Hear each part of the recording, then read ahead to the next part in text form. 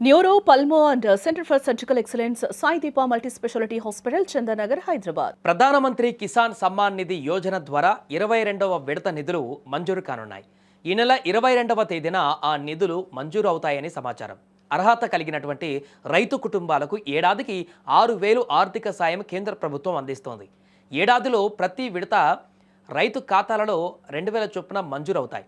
ఇప్పటి వరకు 21 విడతలు మంజూరు చేసిన కేంద్ర ప్రభుత్వం తాజాగా 22వ విడతకు పీఎం కిసాన్ నిధులు విడుదల చేయనుంది. ఫిబ్రవరి నెలలో 22వ తేదీన ఈపీఎం కిసాన్ నిధులు విడుదలవుతున్నాయి.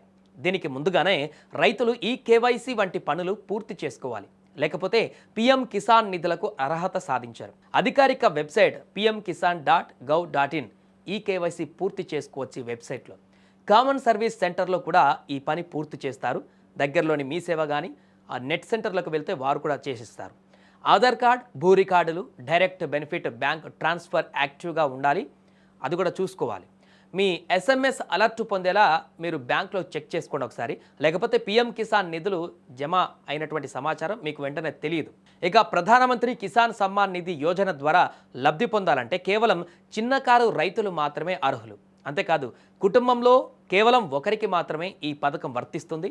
దీంతోపాటు కేంద్ర రాష్ట్ర ప్రభుత్వము ఉద్యోగులు ఈ పీఎం కిసాన్ నిధులు పొందలేరు. 10,000కు పైగా ప్రతి నెల పెన్షన్ పొందేటువంటి వాళ్ళు కూడా అర్హులు కాదు.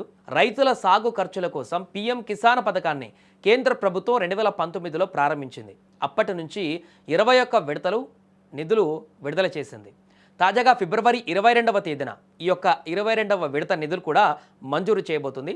దేశవ్యాప్తంగా ఉన్నటువంటి 11 కోట్ల మంది రైతులకు ఇది ఒక మంచి శుభవార్త అని చెప్పాలి.